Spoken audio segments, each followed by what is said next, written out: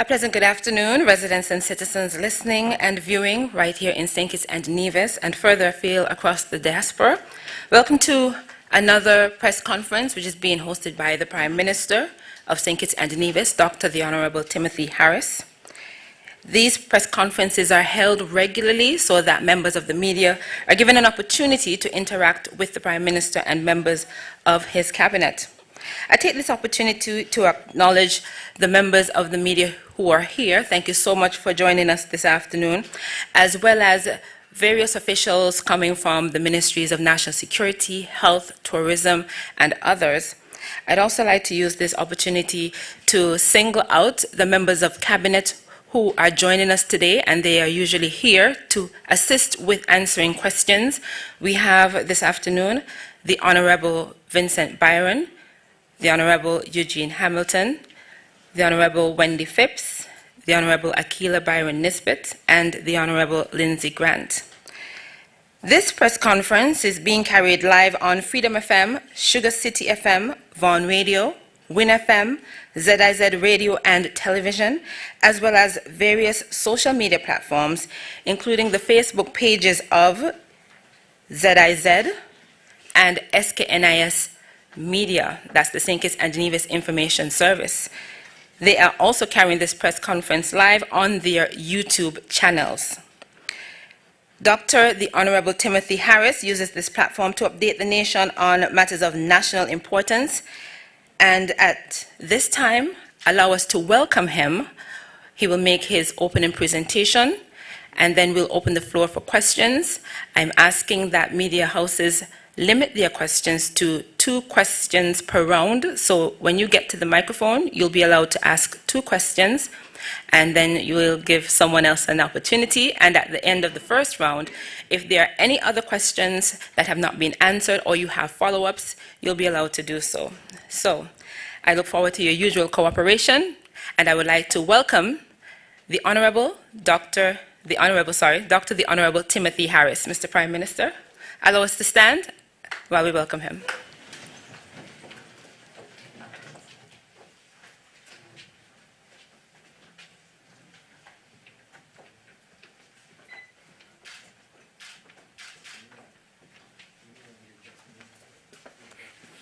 Good afternoon, please.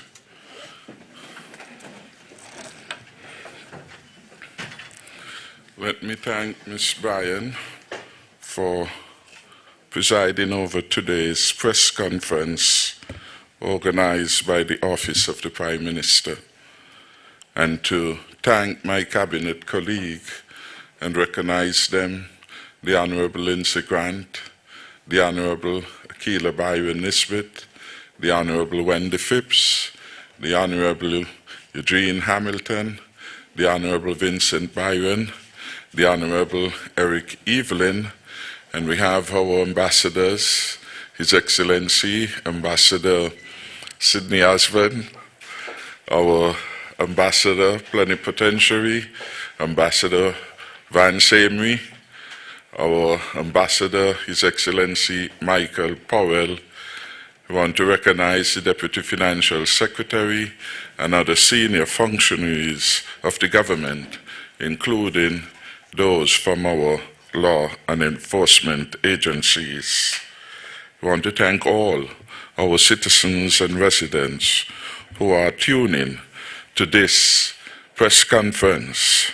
For us, this is an important part of our promise, good governance agenda, and I consider this opportunity to give account to our citizens and residents a distinct privilege, and may I add a sacred duty. Today I want to update the nation on the work and activities of our government over the last several weeks with respect to 3 broad critical areas of national interest. These areas are safety, relief, and recovery.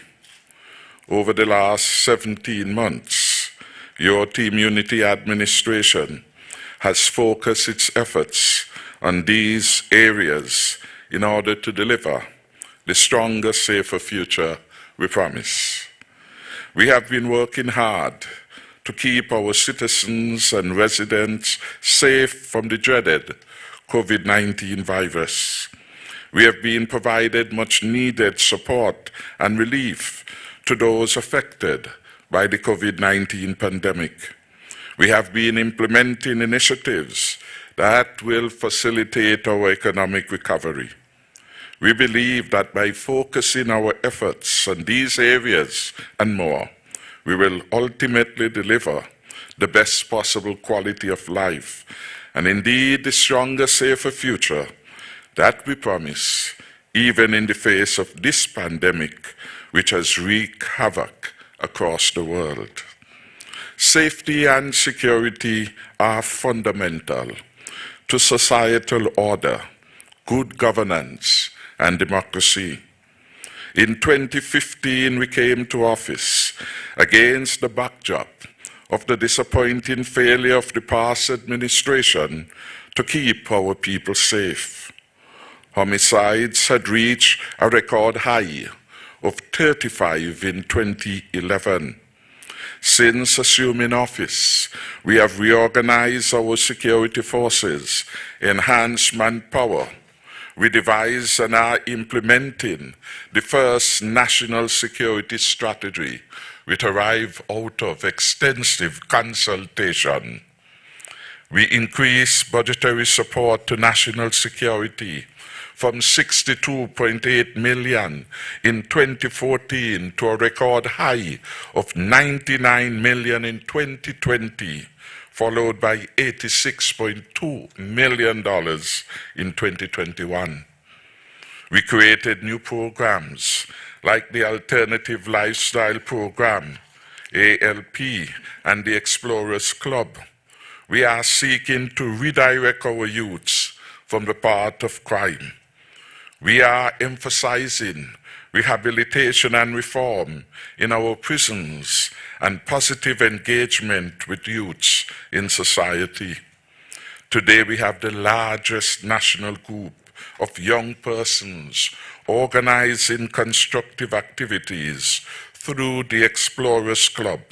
Over 1,200 young persons are participating in the club under the tutelage of our community policing team. Major crimes, including homicides, are trending significantly downward. Of course, we want to reach the ideal of 0 homicides per year. So far for the year, we have seen 7 regrettable cases. Last year, we had 10 for the entire year.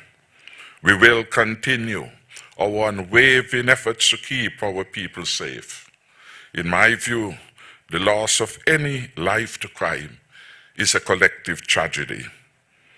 COVID-19 is a major threat to societal peace around the world. You would have noticed the number of deaths, the lockdowns, and divisiveness across countries and societies far and near.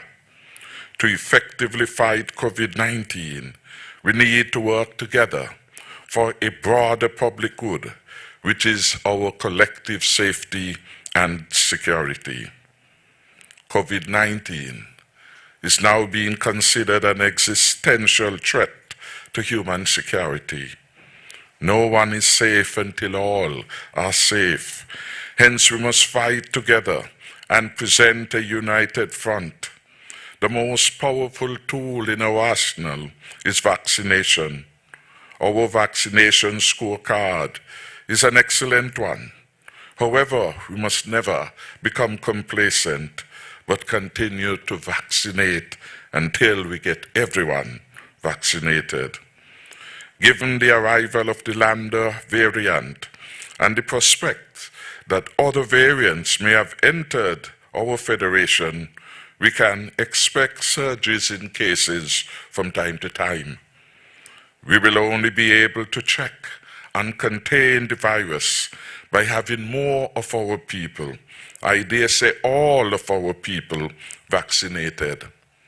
The higher the proportion of the population in our society that is vaccinated, the safer we will all be. We in government have come to trust our people's judgment. The vast majority of our people have done the right thing so far, and of their own free will, they went forward and they took the vaccine. We commend them. They are safer because of it, and our country is better for it. I will continue to appeal to all our citizens and residents to get vaccinated. This is the only way we will remove ourselves out of the shadow of COVID-19. August 12, 2020 was a very important day for the people of St. Kitts and Nevis in our fight against COVID-19. We received then a donation of 11,700 doses of the Pfizer vaccine. We took yet another step to protect our adolescents and adults from the virus. We made yet another significant step in our journey towards delivering the stronger, safer future. On September 1st, we will begin to administer the Pfizer vaccine. I was remind everyone that the Pfizer vaccine will be available to every individual 12 years and older. In other words, it will not just be for those of our students and those who are under 18, but anyone can have the Pfizer vaccine if they so desire. I want to encourage all who are interested to begin to make appointments at our health centers. I turn now to an update on our relief measures. Last Tuesday, August 17th, I reported to the nation on our comprehensive, targeted, and far-reaching stimulus package, which has brought relief to many people, especially the poor and vulnerable affected by COVID-19. This stimulus package is also expected to contribute to economic recovery. We provided this package of support notwithstanding the very destabilizing impact of COVID-19 on government tax revenues.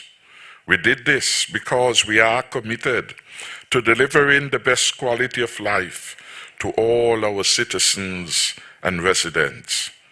In fact, we have given several tax waivers and deferrals over the last 17 months, even though this has further reduced cash inflows for the federal government. We did this because for us people matter most. We feel their hardships and pain, and we will do all we can to lessen their difficulties. We are asking our people to protect themselves, get vaccinated, so that they can get on with their lives and contribute to their well-being and that of their families and loved ones. I am committed to supporting our people, especially those who are having a difficult time and require a hand up and a helping hand to usher them out of poverty, out of abuse, out of a life of criminality, out of extreme dependence. Yes, I will never ignore those who are lagging behind. Our stimulus package will help to temporarily bridge the gaps and inequality in our society brought about by the deadly COVID-19 pandemic. Our social safety nets are intended to reach the deprived communities and help them to improve their quality of life. Through our poverty alleviation program and a wide range of social safety net programs scattered across various line ministries such as health, education, social development, well over $50 million will be spent this year to bring some semblance of dignity to our vulnerable sons and daughters, including battered women, foster children, and those for whom we are bringing other real improvements in other areas of their lives. Turning to the income support program, this was the $1 $2,000 per month to those who had been unemployed for an extended period during this period of the pandemic. The poor, vulnerable, and unemployed are benefiting from this income support program. I am pleased to report that to date, a total of 3,733 applications have been received by the Ministry of Finance. That is as at the 23rd of August, 2021. Of this, 1,886 applications have been approved.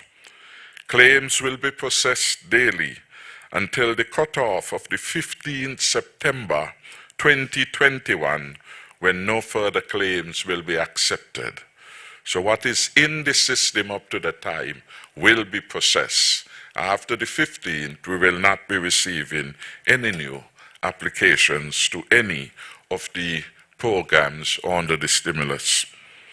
Turning to the fuel subsidy, a total of 106 applications from bus operators have been received by the Ministry of Finance, and a total of 92 have already been approved. Disability support to families with disabilities, a total of 119 applications have been approved. Additionally, to support trainings at Addie's Place, we have provided a grant of $15,000 to that institution in Greenlands. Addie's Place is preparing persons living with disabilities with skills for work and effective engagement in society. My government is serious when we say no one will be left behind. Hence, we made this special carve-out for families taking care of persons with disabilities. Our food truck vendors support. All applications received from them have been approved by the Ministry of Finance. I turn now to the matter of our economic recovery, and I report that our recovery is moving apace. We have not yet fully there. We have not recovered all the ground lost, but we are moving in the right direction. This, of course, is best measured by the performance of the key economic drivers. At our cabinet meeting on Monday, August 16, we took a decision to spur cruise tourism by making a major concession to allow vaccinated cruise passengers to enter the Federation utilizing the antigen test. In making this decision, we took note of the following. 1. Once visitors are fully vaccinated, the risks of their transmitting the virus to our people is significantly reduced. The strong rollout of our vaccination program has seen St. Kitts and Nevis emerged with over 62% of the adult population fully vaccinated. This is one of the highest in the hemisphere, and over 73% having taken at least their first dose of the AstraZeneca vaccine. This significant higher level of vaccination provides a further level of protection against the virus. Of course, we must never become complacent or drop our guard. Thirdly, the coordinated efforts to manage cruise visits through bubble arrangements will result in a safe corridor of containment. For with the advent of the Pfizer vaccine, even more persons can be and will be protected. The 5th point with respect to this is that the opening up of the cruise tourism will put thousands of persons back to work, increasing income flows and business activity. We took note that for 17 months, a large number of persons like taxi operators and some employees at duty-free shops at Port Zante and elsewhere have been without meaningful work. A brighter future now awaits them. They, however, should minimize their risks by getting vaccinated and observing all protocols. The sixth element we took under consideration is that the heavy dependence of state-owned enterprises such as Casper and Solid Waste and budgetary support from the federal government will be lessened as they will receive their own steady inflows from cruise business. For 2020 and 21, my government supported these entities to the tune of $12.4 million. And finally, the opening up of the sector will safeguard our heavy investments in cruise tourism and consolidate the gains so carefully built up over 6 years by my administration. The success of this is that St. Kitts and Nevis became a marquee port 2 years in a row, amassing over 1 million cruise passengers to our shores. We thank all the stakeholders and the Ministry of Tourism, led by the Honorable Lindsay Grant. St. Kitts and Nevis recorded the fastest growth in cruise tourism in the region. We will build on this even as we diversify around tourism and increase our stay-over arrivals, thereby building a stronger and more resilient economy. Turning to stay-over tourism, I am pleased to report the following in terms of the major air carriers into St. Kitts Nevis. American Airlines. I'm advised that the Miami daily flight to St. Kitts will resume on Tuesday, November 2nd. This flight, I gather, is already loaded. Delta, Atlanta. Saturday daily flight will end at the end of this month, but will resume during fall, providing a Saturday service. United Airlines. The Saturday weekly flight will resume on Saturday, the 18th December 2021, and will continue into the winter season up to around the 30th of April 2022. British Airways. The flight should commence once weekly service, starting on October 3rd and October 10th. Thereafter, it is loaded to come twice weekly, Saturdays and Wednesdays. Canada. Air Canada is loaded to commence Sunday, November the 7th, and this will continue throughout the winter season, climaxing on or around the end of April. In sum, we are expecting a much improved last quarter in 2021 relative to 2020 and a satisfactory winter season in 2022.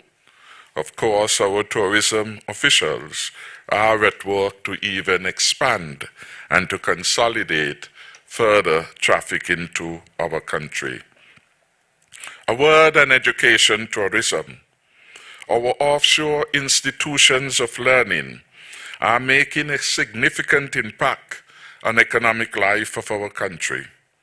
Thousands of persons come to St. Kitts and Nevis to participate in learning and work as students and faculty at institutions like Ross University, Windsor University. Their contribution to our economy has increased retail and wholesale activities, supported the restaurant and hospitality subsectors, and indeed home and car rentals are direct beneficiaries of this increased influx into the country. We are satisfied that the largest of these offshore learning institutions, Ross University, has already successfully, working with our national task force, repatriated about 1,700 students, and faculty to St. Kitts and Nevis. Windsor University has advised that it has advanced its own plans for reopening in the fall of 2021. Turning to the manufacturing sector. The manufacturing sector is showing signs of a recovery. Most of the manufacturing entities are operating. Over 1,200 persons are back to work in that sector. Exports have shown growth. Records from the Customs and Excise Department reveal that the dollar value of merchandise exports increased to $58.6 million for the period January to July 2021, from $53 million in 2020, for an increase of 10.6%. The exports are mainly generated by our enclave manufacturing sector. Some companies should come readily to mind: API Harrow Server Limited in Sandy Point, Jaro, Cajola Cristada. The brewery has been engaged significantly in export in our sub-region, but we should also add Brush, the Mararo Distillers Limited, among several others that are engaged in export manufacturing. I turn now to agriculture and fisheries. Crops, livestock, and fisheries are performing much better in 2021 relative to the same period in 2020. This is due to the targeted support being provided to the sector. Over the period January to June 2021, crop and livestock combined recorded a 25% increase in production. The dollar value of crops and livestock produce was put at $5.5 million, an increase of $1.1 million over the $4.4 million recorded for the comparative period in 2020. Gains in production were recorded in cabbage, in onion, cantaloupe, cucumber, tomato, watermelon, and yam. So if you really want fresh produce, go to our market. And Saturday, indeed, 6 days a week we are open. And we have also expanded the range of opportunities in terms of access. At Borio, any day, you can get yams and potatoes and cabbage and onion, watermelon. Anything that is in abundance, you'll find at Borio. But equally, just at the outskirts of Barnsley at Canary, we intend to develop that as another important market. And indeed, for some time now, a group of young farmers have taken on the task of reorganizing the old market in Sandy Point and making it available for fresh produce. Livestock production recorded gains in output. Beef went up by 24%, goat meat 27%, mutton by 7%, and pork at 18%. Overall gains in productions have been put at 20% over the comparative period in 2020. It is also of note that we have 1,100 registered farmers with the Ministry of Agriculture. 970 are males and 130 are females. I want to thank all of them because I consider them to be ambassadors for our food and nutrition security. I want to urge all farmers to register as self-employed persons with Social Security to protect themselves against loss of earnings and, of course, to secure their pensions in later years. The COVID pandemic exposed the vulnerability of many persons who did not engage and participate or register with the Social Security. When their darkest hour had come, they had nothing to look to for support. The Social Security was devised and was intended to be of assistance to our people in their most vulnerable times in life, be it at sickness, be it an occasion of maternity, be it an occasion of injury, be it an occasion of death. At all those vulnerable occasions, the Social Security was intended to come to the assistance of our people. But for them to benefit, they had to contribute little by little over their working years. So again, I want to encourage all the farmers, again, to put a little aside as your contribution as a self-employed person. Turning to the fisheries subsector, overall fish landings for the period January to July 2021 were recorded as 442,830 pounds, with a landed value of $4.9 million. This represented a 25% increase over last year for the comparative period, which is January to July in this case. The most significant year-on-year movement so far was seen in the landings of lobsters, which increased by 150% over last year's outturn. Additionally, reef and demersal fish, that is snapper, hind, butterfish, surpassed last year's output by 26%. In other words, there is an abundance of what we call potfish in St. Kitts at this time. Conch fishery has shown a 17% increase. We have 1,200 fishers who are registered with our Marine Department as of July 2021. In fact, the exact figure I was reminded by Dr. Mark Williams is 1,289 fishers. These are a significant number of persons, significant numbers who are engaged productively in an independent way, earning their own keep. A lot of them are not recognized formally in the Social Security system. I want again to urge them to the wisdom of doing so. So when we look at our employment statistics, we're talking then of about 1,100 thereabout in farming, registered with the Ministry of Agriculture, 1,200 registered with the Marine, for a total of about 2,300 persons. Significant number. Make the deduction for some overlapping. The crop farmer could be a fisherman also. A significant number will not be shown in the formal statistics at the Social Security Department.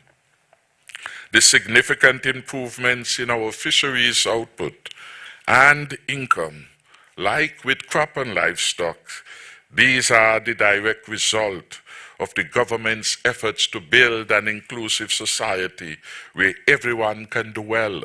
And we specifically targeted food security when we unveiled our stimulus package, providing, for example, for our fishermen fish pot wire, support with their engines and other inputs required for them to ply their trade successfully. Department of Marine Department introduced the FADS, Fish Aggregate Devices. Do I get it right, P.S. Collins? That again should help in a more bountiful harvest for our fisher folks. Another important growth driver for St. Kitts and Nevis is the construction sector. Several important private sector projects are taking place.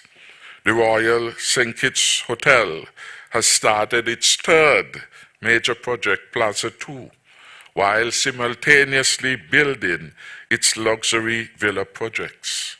Before that, they started the Kovi condominium project. I'm advised this is now completed, and all that is left is for it to be appropriately furnished. Galaxy is about to start phase 2 of its hotel project at Whitegate. Phase 1 is being prepared, I am advised, for a soft opening this year. Phase 1 comprises 300 rooms. Hillsborough Suites and Residences is working to complete Phase 1. This project will add 40 rooms to our residential stock, and this, of course, is located in the McKinley area. I want to thank Dr. Ballantyne and his wife, who have invested significantly in this project. Dr. Ballantyne was one of the first persons to have operated at the executive level in the build-out of our Cbi program. But so far, this program has been funded substantially by their own independent efforts, or their efforts independent of the Cbi program. So I want to thank them for that confidence they have shown in the economy. The Royal Limited is completing Phase 1, and this will result in 196-room condo project in West Barstow. TDC Duas Residential Development, I'm advised by the Executive Chairman, is progressing smoothly. Private residential construction is continuing, supported in part by the government first-time home mortgage program. Up to the 11th of August 2021, 90 applications for duty-free concessions were approved by the Ministry of Finance and materials totaling $14.5 million. So every citizen who wants to make a fresh start in a long-term investment in property ownership, they can apply to the Ministry of Finance and they will get duty-free concessions and building materials.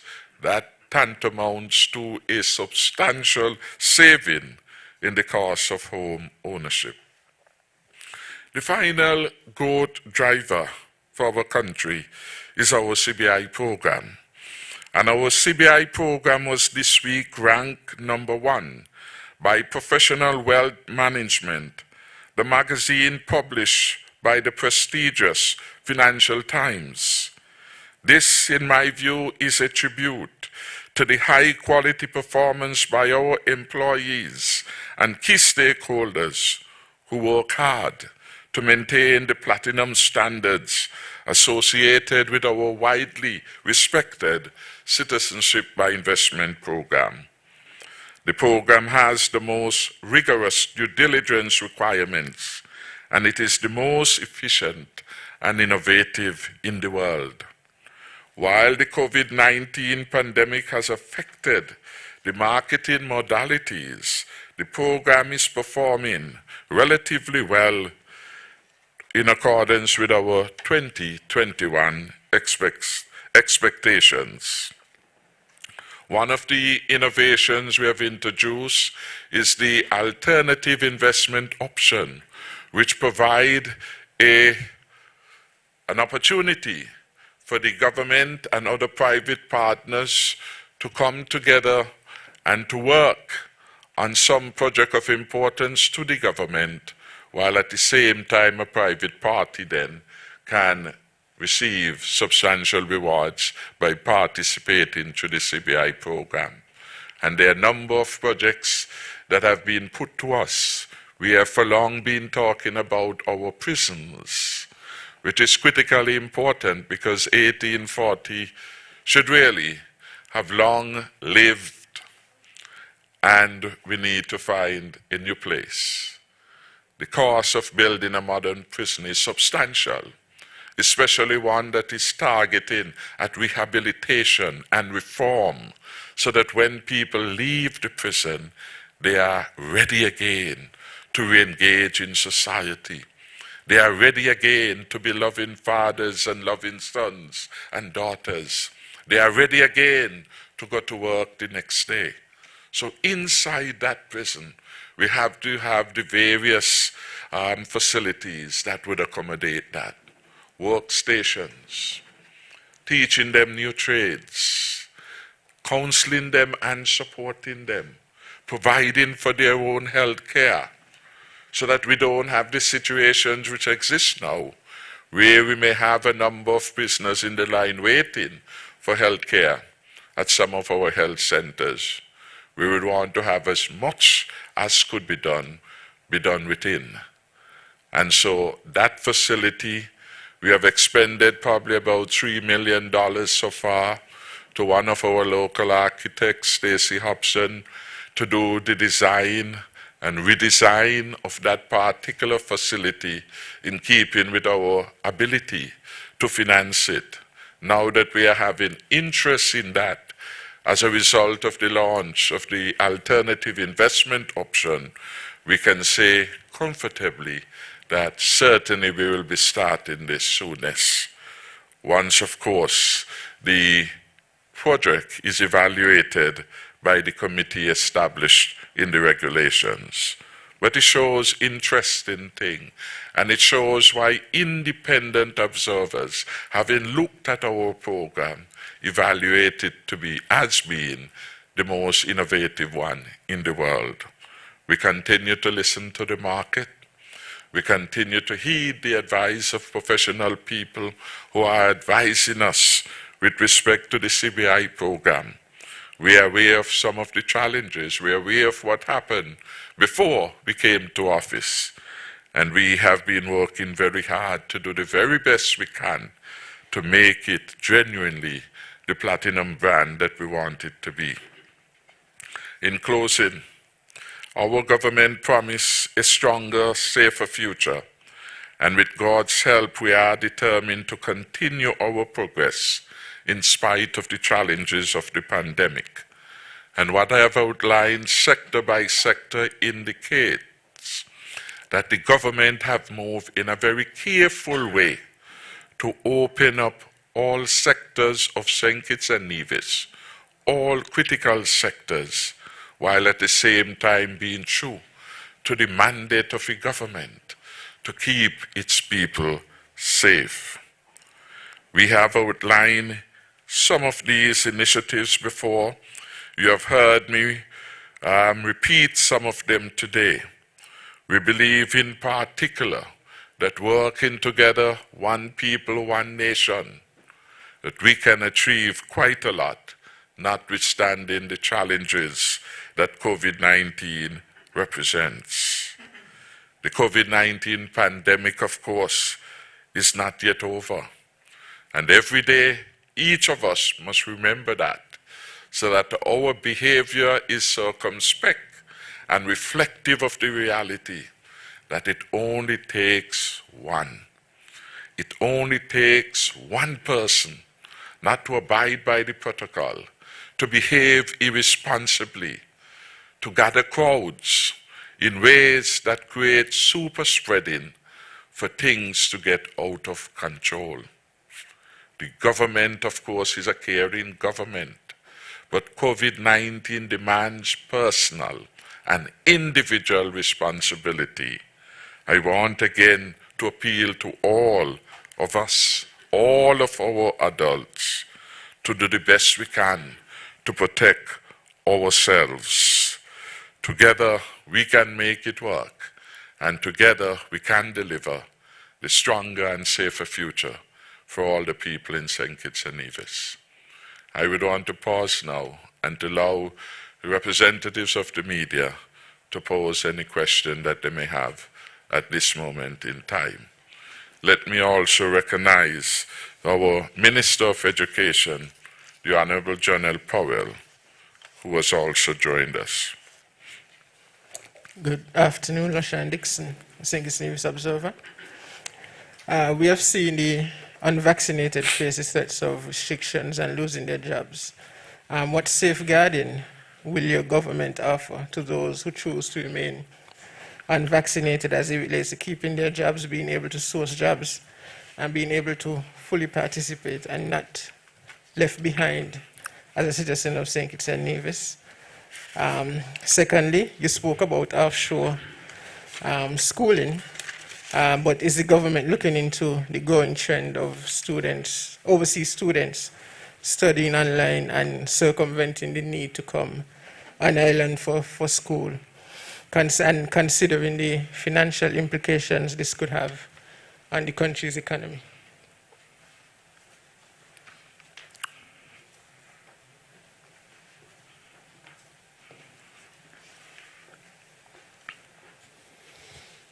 Good afternoon, Kevin Brown for WinFM.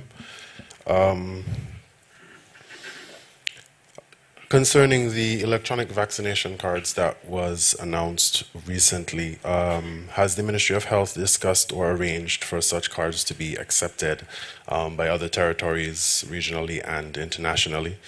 And secondly, is there an update on the local hush puppy bribery investigation? Has anyone locally been identified as a co-conspirator or charged? Could you repeat again your name and your first question, please? Sorry, Kevin Brown with WinFM. The first question was concerning the electronic vaccination cards. I was wondering if we could get some more details on that, and has any discussions or arrangements been made for them to be regionally and internationally accepted?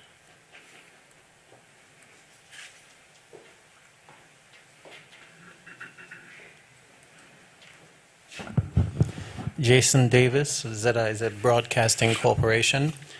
It was mentioned earlier that cruise visitors would be allowed to enter the Federation after using antigen tests, which basically are the rapid tests.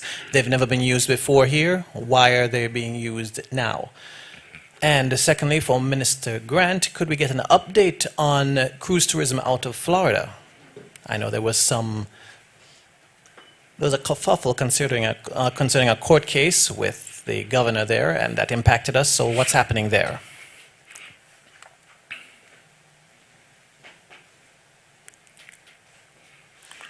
All right, we'll pause to get of Florida. You have identified the Minister of Tourism, so he will address that. And he also have Mrs. Brown, who is our Chief Technical Advisor in that area. The matter of the rapid antigen tests, as you describe it, we will have some input from that, from the CMO, and also we have the vaccination cards. Our Minister of Health will address that. The matter of hush puppy, Mr. Brandy is here and quite ready to address that. The other matter, the online studies and the protection of the unvaccinated, I will make some comments on that, and of course the Attorney General is our chief advisor on these matters of law. But generally everyone in St. Kitts and Nevis has the protection of law. The Constitution protects everyone, vaccinated and unvaccinated. And if there is anyone feeling aggrieved in any way, there are of course appropriate mechanisms to be pursued to satisfy their particular interests. This is of course a matter that is critically important. This is a matter in which all of us have to show great patience, great understanding, and appreciate that individual rights also come with responsibilities. And what we are asking everyone in St. Kitts and Nevis to do is really do the responsible thing. The government has not and will not force anyone to take the vaccine. But the science is clear. The evidence everywhere is that unless you get vaccinated, the virus will find you. And if you are very unlucky, it may very well kill you. We have what the scientists have now described as the pandemic of the unvaccinated. Everywhere, those who are unvaccinated will suffer more terrible terribly the consequences of COVID-19, whether it means ending up in the hospital, and we had some like that here, and ultimately the worst demonstration of it is that persons could lose their life if they are not vaccinated and if they have comorbidities, etc. And we really don't want that. So we are asking everyone to behave responsibly. And we hear both sides. We well appreciate when for medical reasons some persons say they can't take the vaccine. And once there's a medical reason, then we can't ask you to do otherwise. There may be some who, for religious reasons, would not take the vaccine. And we accept that. Again, that again goes back to the constitutional protection accorded to some people. But we don't want in this pandemic for people to be so focused on I. We want people to be focused on us. What is in our collective best interest as a people? How will we fight this together? Because unless all of us are safe, we're really going to be fighting a losing battle. We have seen circumstances where innocent children in our primary schools, in our secondary school, lost critical elements of instruction because somebody who should have been vaccinated chose not to do so. And then the children suffer for loss of educational opportunities. An entire school meal program had to be closed because somebody determined that they were not going to take the vaccine, perhaps unmindful of the consequence of what their particular situation can do. We have had a number of businesses who had to close the last 14 days as they wait for the results. So we see that this is not an easy matter. And again, it is more than I. It is all of us that we have to consider. When we look at the young children, we say to parents, if you love them and they can't protect themselves, would you protect them by getting vaccinated? It's not just about I, it is more about us. Would it be that we be a country where people are just coming down week after week, unable to work, unable to contribute, in constant lockdown? Because for some of us, it is just I. We would rather that people think about us. So again, we continue to encourage persons, and we are inviting responsible media, because we do know what the science is saying. And you must ask yourself, how come all over the world, every country is saying the same thing? Vaccination, vaccination, vaccination. It's the only way out. The most powerful country is talking about vaccination. And they've gone further because they're talking about mandatory vaccination, because for them it is critical if the country is going to move forward. In Canada, they're talking that you can't take certain public transport unless you are vaccinated, because they are concerned not just with I, but with us and with the broader country. And so, yes, there are some persons who will be exempted, and we understand their reasons. And there are some persons, of course, will advance no reason other than it's I. At a time when persons are losing their life, at a time when, for example, in Jamaica, the health system is being overwhelmed, too many people getting sick. We saw some photos the other day out of Guadeloupe, overwhelmed. Persons are in the corridor in the hospital, waiting and begging for some oxygen and some other things to keep them alive. When that happens, people are going to die. That is the result we have seen in England, in India, everywhere. Once the health system get overwhelmed with persons who have been caught or infected by the COVID-19, the consequences are going to be serious. So we just ask people to exercise wisdom, to think about it, to pray about it, and maybe even pray and fast about some of these things which are difficult for people to understand and to come to deal with. And so, again, though, fundamentally, everyone in St. Kitts, we support their right to work. We support that as a government. The laws and our Constitution offer that protection. And where persons feel aggrieved in any matter, of course, they have access to the legal system to deal with that. And the government will defend people's right to work. The government has done that always.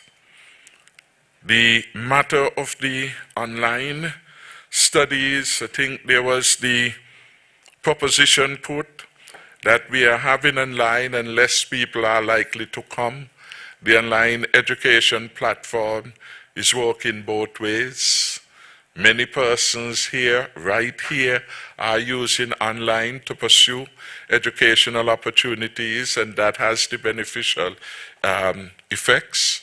Of course, some of the very institutions here are also now ensuring that their platforms allow them to purvey education by way of online modalities.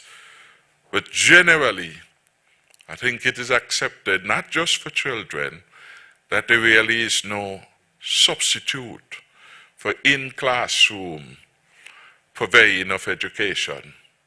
That was what the results that came out in England, the UK after the shutdown, that children really needed to be in school for all the intangible and the tangible assets that come from in-classroom setting and which we can't replicate fully. So there will still be a need for in-classroom setting for persons to come to St. Kitts. Indeed, a number of them who participate in ROS, they do a portion of their studies here, then they go to their own country or other islands and they pursue additional studies. So I believe that in the end we have not been disadvantaged. And I reported that so far Ross University has a roll of about 1,700 students and faculty, and that is a significant development here. The vaccination card, I will invite the minister and then the CMO will come to give any reflection.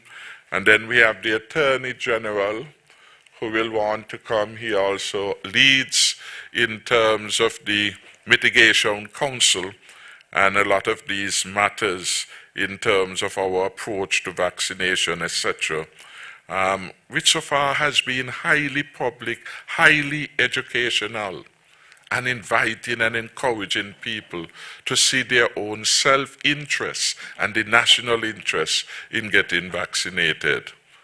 Again, we have not forced anyone to be vaccinated. And of course, we are for the protection of employees' rights. Minister, then we will have perhaps the Attorney General, and then we will have the CMO and any other, well, the Minister Grant will then come. The last matter though, and while our CMO will adjust it, I think I outlined some 7 reasons why we had moved to make the concession with respect to the antigen tests. So I've offered 7 reasons. I'll ask when you look at the verbatim of this speech that you revisit that. So we have basically put forward the case. And even in making that decision, we took note of the vaccination status of persons who are coming in, among other things. So we impose a safeguard that will minimize the transmission of the virus during the short period that the cruise visitors are here. And that is why part of what we discussed was how we will create safe bubbles at Port Zante and every other location. Minister. Thank you, PM.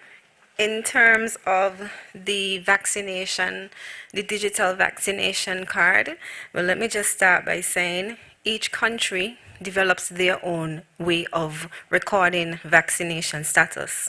Once each country determine how they will provide that vaccination information, through our ministries of foreign affairs, that information is then communicated to the other countries around the world so that they are aware that this is the official means by which you would be able to note someone's vaccination status from the various country.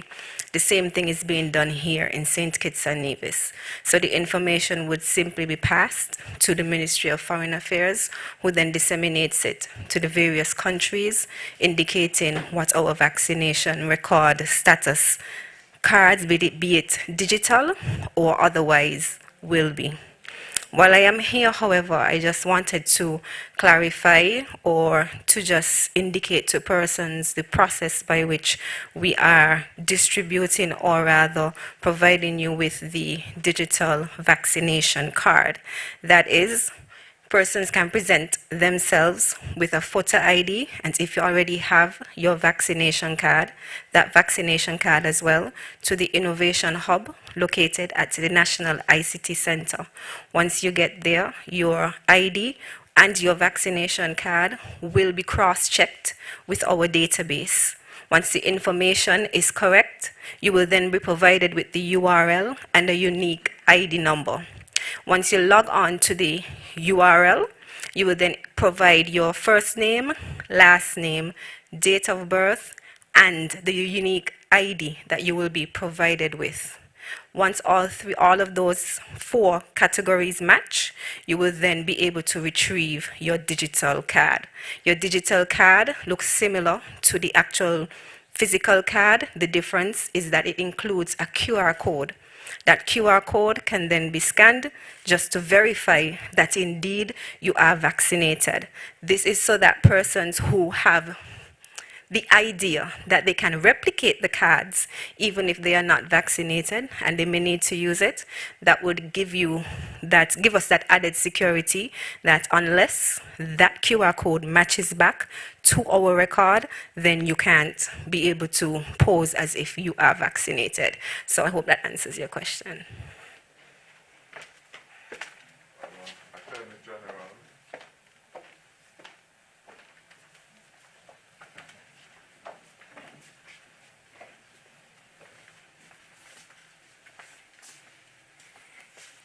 Thank you very much, Prime Minister.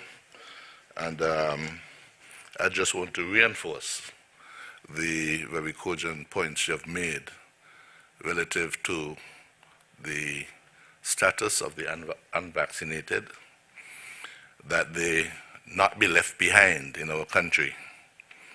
I think you have clearly stated that the government of St. Kitts and Nevis is not mandating vaccination of anyone, that we urge, we appeal, we encourage all our citizens to take the vaccination, because this is a tool which we are told by the science, by all the experts, that is what will protect us individually, our families, our communities, and allow us to work in a near normal capacity where we can then function as an economy, as a society together. I would want to invite, with your permission, Prime Minister, Minister Phipps as well, who is the Minister of Labour, because the question of the unvaccinated who may feel threatened in the workplace is something which the government is aware of. The fact that we have a situation of the legislation that people need to be protected by the law, but we do have pieces of legislation which gives us some protection in the community on both sides. And I would want, with your permission, Prime Minister, to let Minister Phipps just speak to that and what the Labour Department at this current time is, the direction that they're having. Good afternoon, everyone, and thank you, AG, for inviting me to share in the response to the question posed. Before I go any further, I just wanted us to put in context the international labor relations environment in which St. Kitts and Nevis operates. And what do I mean by that? I mean that St. Kitts and Nevis, as of 1996, became a member state of the International Labour Organization. What this means is that at that time, when we became a member state, we agreed with all of the other UN member states that constitute the ILO that we would operate from the vantage point of tripartism in everything that we do. That tripartism, or the tripod, is covered by the rights of workers, it is covered by the rights of employers, and it is also covered by what we consider labor administration, in this case, the government arm, the Department of Labor. As a result of that, every attempt by member states who sign on to the ILO, every attempt is made to ensure that laws are changed, laws are created, laws are amended by consensus. And it is for that reason why there exists a committee, the National Tripartite Committee on Labor Standards, made up of representations from unions, employers such as the Chambers of Commerce, etc., and representation from the Department of Labor. That tripartism is what has gotten us to where we are in terms of the legislative infrastructure by which we rule or manage labor administration. The first piece is Chapter 18.27, which is the Protection of Employment Act that would have been initially passed in 1986, that lays out terms of employment, rules governing termination, including but not limited to conditions or litmus tests that must be met in terms of the eligibility for severance, etc. And then in 2013, Act number 12, if my memory is correct, there would have been an amendment to the original act, which basically secured three things. One, a further clarification on redundancy as one of the conditions of termination. It also made provision for the long service gratuity, which had been put in place by the previous government, albeit without necessary capitalization of the fund, because long service still comes out of the same pot that severance payment fund comes from, without being provided for. And the third thing that the amendment took care of would have been the provisions or the operationalization of the same National Tripartite Committee on Labor Standards. I say all of this to put what I'm about to say in context. That yes, we have seen a situation in St. Kitts and Nevis where a number of employers, of course, some persons are convinced that it's a straight case of deciding to terminate the employment because the persons refuse to be vaccinated. I cannot sit as the Minister of Labor and determine that that is the case of every person who gets terminated, because at the same time, we are very much in the throes of an international recession brought about by COVID-19. And having said that, several of the provisions under the qualifying criteria for severance would be clear to include and not be limited to the fact that cases can be made in terms of contraction, in terms of the local market, international or regional market. The business would have had to adjust, etc. And as such, those persons who have been made redundant or in some cases terminated because they can no longer move forward with the company, essentially that is what the company has chosen to do. So legally, the Ministry of Labor, the Department of Labor, will make every effort to ensure that the rights of workers are protected, but at the same time, based on how the laws are written, and that the rights of workers, employers, as well as what government looks at as its own role in terms of labor administration, we have to recognize that we still are governed by the law. So whatever may be our emotions rightly placed, we still are guided by the law. The Prime Minister is absolutely correct in terms of indicating that the Department of Labor will do everything in its power to ensure that rights of workers, just like rights of employers, are protected and respected, but at the same time, the individual also has recourse to the High Court. Thank you. Thank you very much, Minister Phipps. Just to say that this matter is being hotly debated in legal circles across the Caribbean. And whereas the Constitution does give individuals a certain amount of protection of their individual rights, there's also the question that these rights are not absolute. That's somewhat limited. Clearly, when it comes to matters of the state, your constitutional rights are protected up to a point. But in a number of matters, when it comes to the question of private law, in terms of employment, etc., this is done in a private context where questions of the labor laws, the high courts, are where you have recourse for this matter.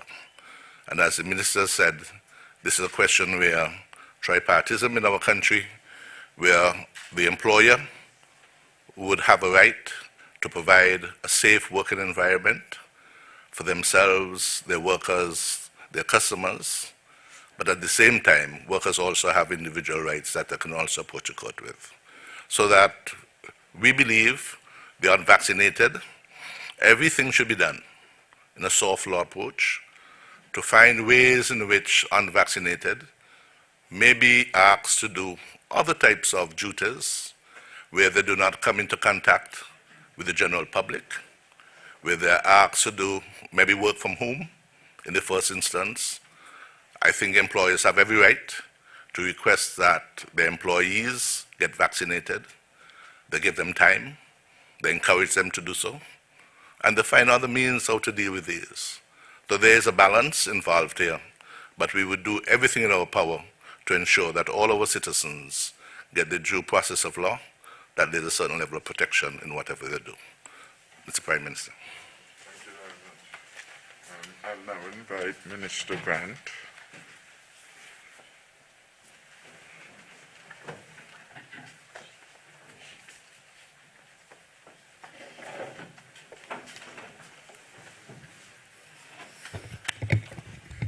Thank you, Prime Minister. I do not have the question verbatim. I think the general essence was, what is now the position with the cruise industry since Governor DeSantis' ruling in Florida? I need to put this question in its context, though. Originally, we started the cruise industry in terms of the reopening with home porting in the Caribbean, namely home porting out of St. Martin and out of the Bahamas, I think it is. When we began that process, it was decided that the cruise lines and the cruise industry would take on board only vaccinated passengers, and that those vaccinated passengers would have the RT-PCR test 72 hours prior to embarkation. And so we were geared up several months ago to receive the ships home porting in the Caribbean. What happened is that those that were coming out of St. Martin, the cruise vessels out of St. Martin had a peculiar entry process of persons coming to board cruise vessels, in that you could have arrived into St. Martin having had both an RT-PCR test and the antigen test. So when we were ready to receive our first set of ships out of St. Martin, a few of the passengers on board, I think it was Celebrity Equinox and the Celebrity Summit, had the antigen test, and that was several months ago. At that point in time, we were not willing to accept the antigen test for those 16, 18 persons coming on that cruise ship. However, as you would appreciate, the pandemic that we are in and the circumstances that are happening, the system is very fluid. And so the antigen test as it is now is clearly a very different antigen test in terms of its performance. But I think I'd leave the CMO to discuss that. What I want to discuss with you, however, is that those home porting in the Caribbean then moved to Florida. Then we had the ruling at DeSantis indicating that the cruise vessels were not in a position to ask the vaccination status of passengers. So that meant really that passengers could have come to St. Kitts vaccinated and unvaccinated several months ago. We were not then prepared to accept that position. As it is now, the Norwegian cruise lines challenged that position by Governor DeSantis in Florida. And actually the position is that the cruise lines can ask, well, Norwegian for sure, can ask the vaccination status of passengers. That is the position as it is now. The position of the cruise lines has always been that they want to have vaccinated persons on board. And so that is why the position is that they would have 98% of the passengers, 98% of the crew vaccinated, 95% of passengers, and that's where it's at. Now, we have indicated to cruise lines that we are prepared to accept passengers on the cruise lines 12 and up vaccinated. That means, though, that even apart from Norwegian cruise lines and the other cruise lines that we are dealing with, namely Royal Caribbean and Carnival, because of what this government has indicated to the cruise lines, they have taken that stance that they can now ask them via vaccination status because they are coming to St. Kitts. Meaning that because we have said that this is our position, the cruise lines can now ask, which means it's a way to get around the back door of the decision by Governor DeSantis in Florida. So it means that at this point in time, when we are ready, now willing and able to receive the passengers coming on cruise lines, we will know their status. I also want to assure the general public that we have also indicated that when these passengers arrive in St. Kitts and Nevis, they would go on what we determined are bubble tours, which means that, for example, if on any tour in St. Kitts and Nevis that they're going on, whether it is the Brimstone Hills, the Caribel Boutique, or the Sugar Train, whichever tour that they use, that they only will be allowed to come into contact with vaccinated persons on the tour. And we've discussed that for several months with the providers of services of tours, and they understand that. So all the persons working in these tours would be vaccinated. The passengers would not be allowed, as per usual, to just walk into the town of Bastia unhindered. That has been agreed on. We're also trying to ensure that Port Zante becomes a bubble. That's a bit more difficult, and all the teams are working feverishly to ensure that that happens. Both health, the task force, tourism, all are working in collaboration to make sure that we find a way to make Port Zante a bubble tour, and make Port Zante being accessible to the passengers that come on the cruise ship so that they can be a part of the economic engine and the economic agenda of the government. So we are ensuring that we are ready to welcome our first ship to Port Zante, because as you would recognize also, ships have already started coming, but they're coming to Carambolo. But we want to make sure that we have the ships coming to Port Zante, and we are in a way that when we receive them in the best possible manner, and to make sure that we keep our citizens safe and healthy. And so we're doing everything in our power to ensure that we dot our I's and we cross our T's to ensure that when they come, they are safe. Thank you very much.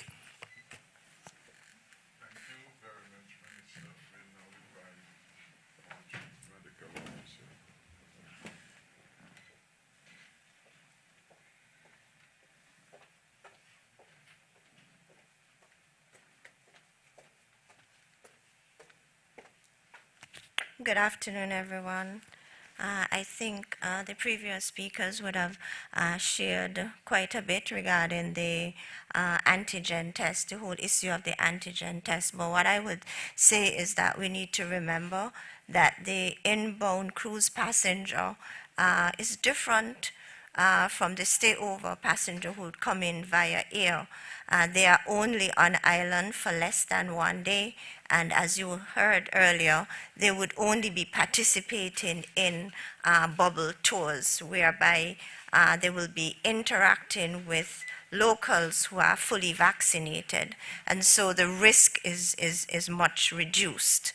And then in terms of the rapid antigen tests themselves, there is a lot of improvement in terms of the performance of these tests, in terms of the level of sensitivity, meaning the test's ability to pick up positives, that has improved, and this level or the rate of specificity, the test's ability to rule out the disease. And so these rapid antigen tests, their performance has improved. And so, but the bottom line is, these inbound cruise passengers, they would just be on island for less than a day, and they would only be interacting with fully vaccinated locals on bubble tours. And so the cabinet took a decision that we are at the stage to accept this level of risk. Now, since I'm here, I just wanted to speak a little bit about the COVID-19 status at present. Now, we came out of the lockdown on July 12th. That's 6 weeks ago. And we were doing well up until last week, Monday, when we started seeing a rise in the number of cases identified daily. Now, I think it was last week, Wednesday, we reported the highest number, daily count yet, 34.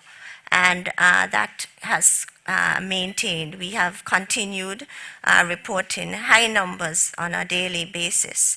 Yesterday we reported 60. So at present, the total number of confirmed COVID-19 cases for the Federation stands at 883, with 805 cases for St. Kitts and 74 cases for Nevis. Now, at present, in terms of hospitalization, at the start of today, we had 10 persons admitted on the COVID ward. I think we have had 4 discharges for the morning, and so at present we have only 6 persons admitted on the COVID ward at the JNF General Hospital. In terms of recoveries, we have had a total of 604 recoveries. So at present, we are now monitoring 276 active cases. Now, when we look at the data or the information gleaned through the contact tracing process, what are we learning about this present surge or wave or third wave of COVID-19 cases? What we realize is that there are a number of clusters occurring in St. Kitts. So, for example, there is a cluster of cases impacting the football community. There is a cluster affiliated with the Chinese community. There is a cluster affiliated with the Spanish community. We've had a few inbound passengers being identified as positive, and a few outbound passengers identified as positive. And in terms of Nevis, we are noting a few clusters of cases of COVID-19. So now what are the factors driving this increase? What we are seeing is that there is a non-adherence to the COVID-19 protective measures. So persons are interacting, intermingling without wearing their face mask, without sanitizing hands, and as I said, they're intermingling, interacting, and so the social and physical distance has gone through the window. And so, ladies and gentlemen, we can control this third wave through simple measures: wearing the face mask at all times, hand sanitization, that's appropriate sanitization of hands. So if you're visiting friends, loved ones, and you are exchanging or transferring, packages, etc., sanitize your hands before and after. So these simple measures, if we adhere to them, we can reduce these numbers. So some persons are asking, why not lockdown? Now, as I said, we are coming out of a lockdown. It ended July the 12th. That's when we reopened, and we are here. And so what it is that we are not changing? We are not changing the required behavior. So behavior change is what's required. So in other words, we need to adopt the behavior. You leave in your house, you put on your mask, have your hand sanitizer in your bag, in your car. You're going out to dinner. Of late, I put on my mask between bites. I'm out eating, talking, and I put on my face mask. So that's what you have to do. That's what it means to live with COVID. And so until we change our behavior and until we adhere to these protective measures, the numbers will go up.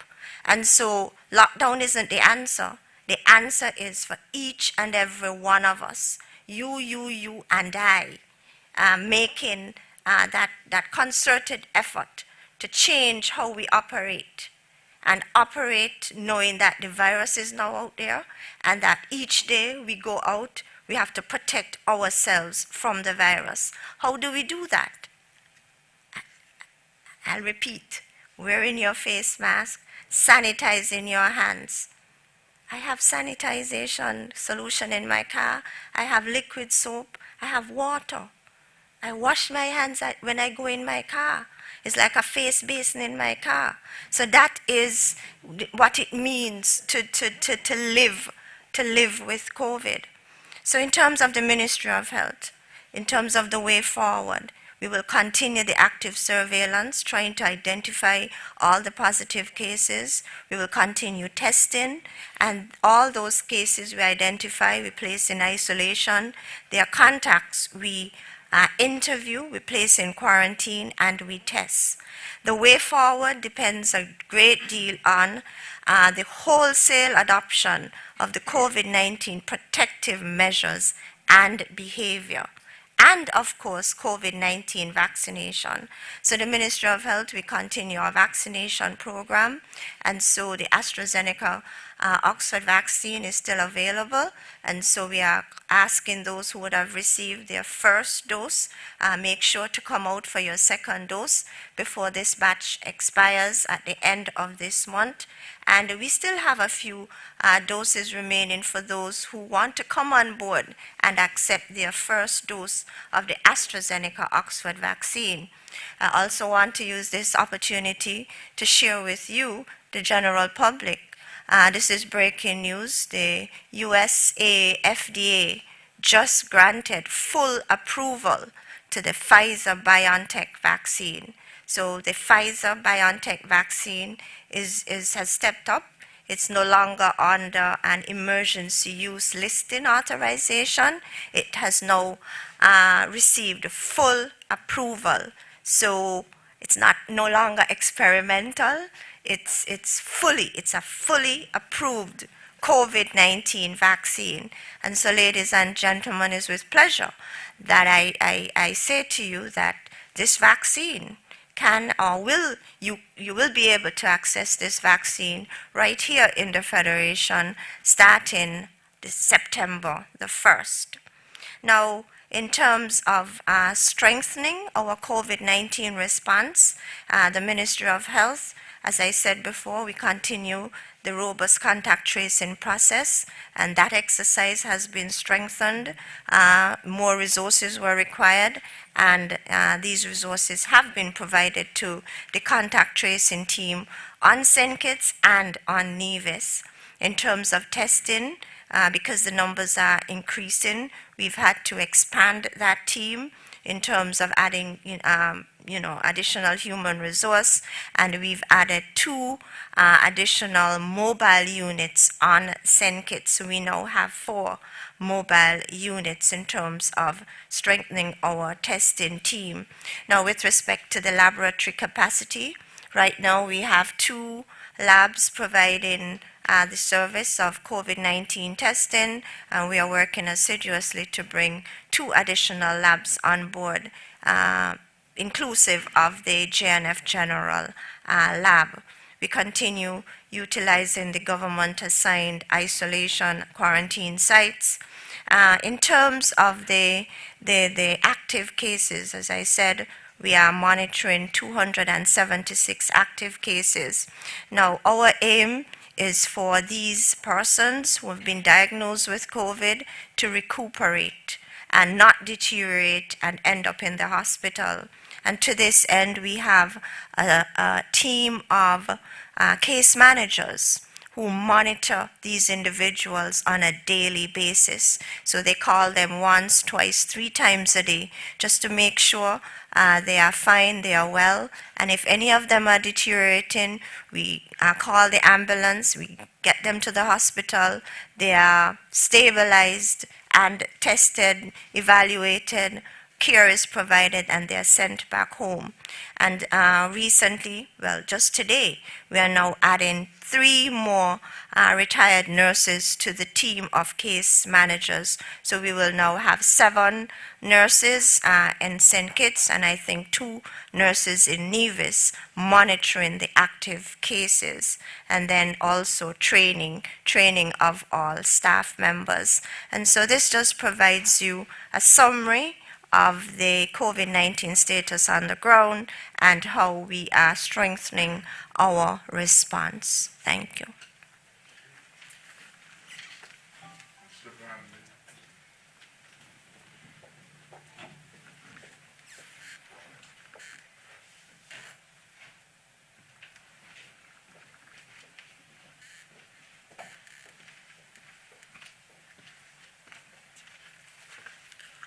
Good afternoon to everyone.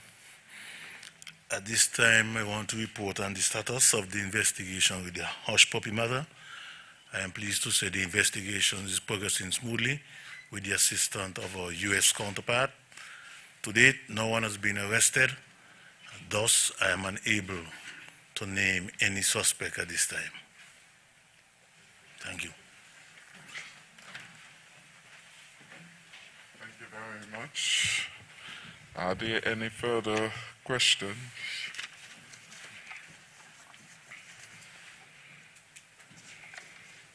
Yes, 2 final questions for me. As a result of the current wave of COVID-19, that has included dozens of hospitalizations and a significant number of recoveries, what does this say about the health sector in St. Kitts and Nevis? And lastly, what long-term effects from COVID-19 have been recorded from patients here in St. Kitts and Nevis? CMO? Oh, well, is there any further question before we call the CMO? Kevin Brown again for WinFM. Can we get an official comment on the protest action that occurred on Friday and its aftermath? Thank you. What would you like, sir? I'm not sure. A comment on the protest action. Oh, okay.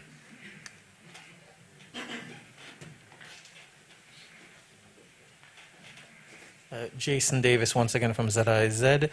Two questions. If the number of positive cases continues to rise, how will that impact the upcoming CPL matches? And secondly, can we get an update on the new apartments that are being constructed, or that have been constructed on Wellington Road? I think that would go to Mr. Hamilton.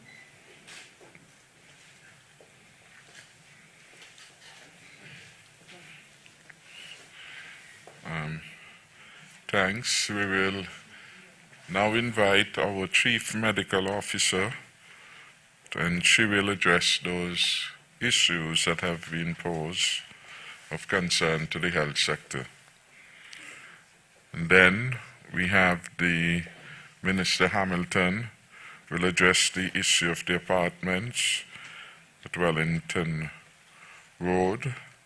And then Mr. Brandy may want to address the matter of the protest action. CMO. Okay, I'm not sure I fully got the question regarding the health sector and COVID. If you can just repeat, same.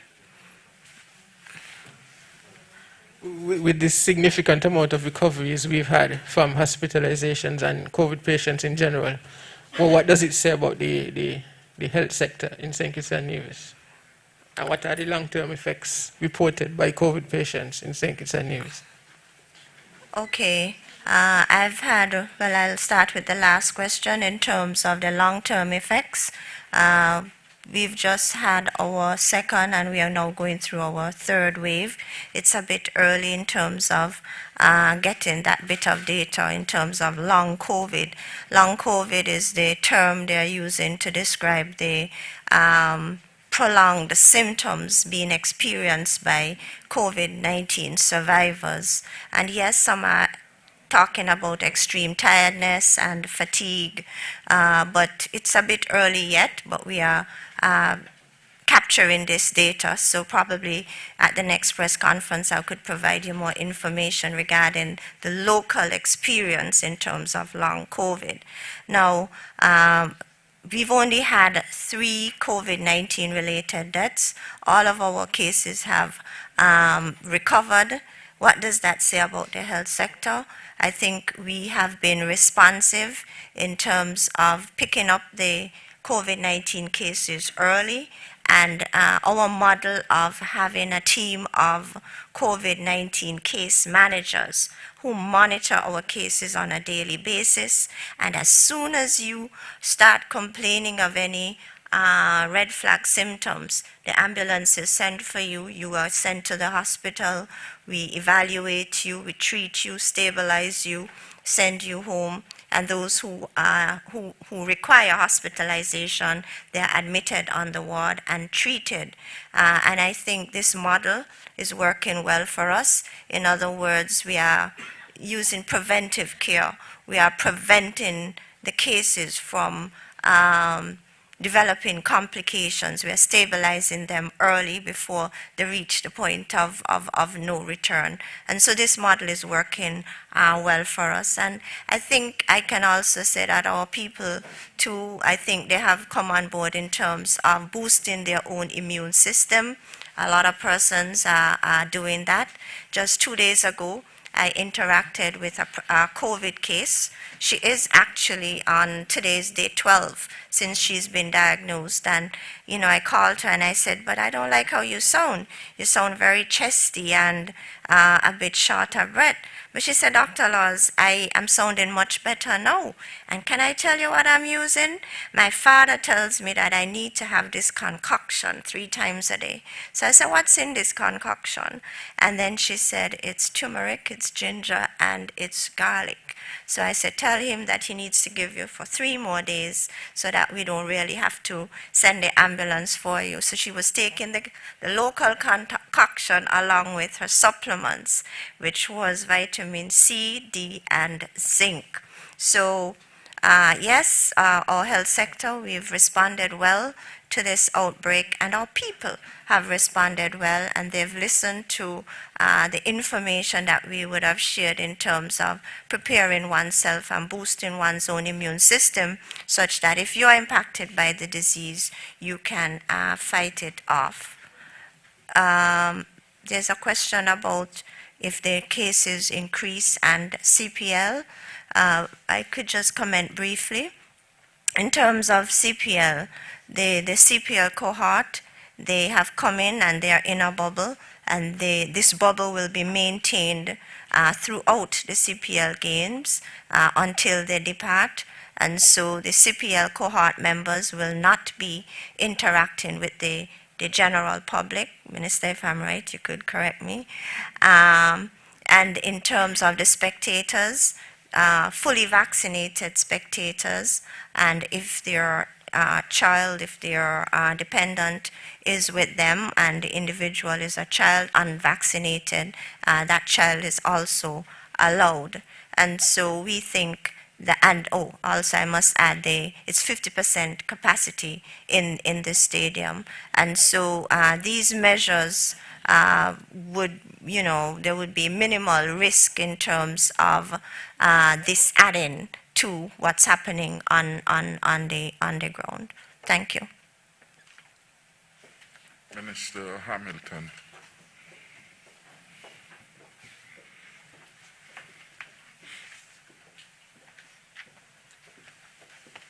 Thank you, Jason, for the question, and it is really a short answer.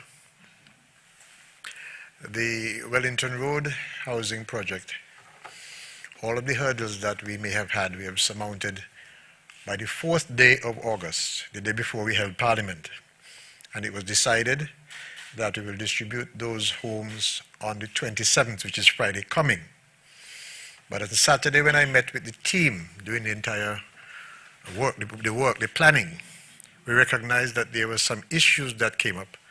And so rather than distribute on Friday, we will have an open house day on Friday, giving those persons who are likely to occupy, and maybe others, an opportunity to go and see the apartment furnished by one of our merchants in Bastia.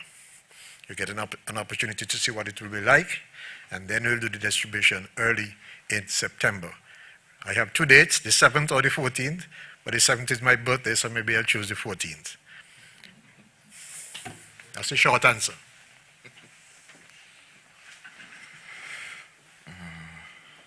Mr. Bandy, do you want ACP Adolphus Adams?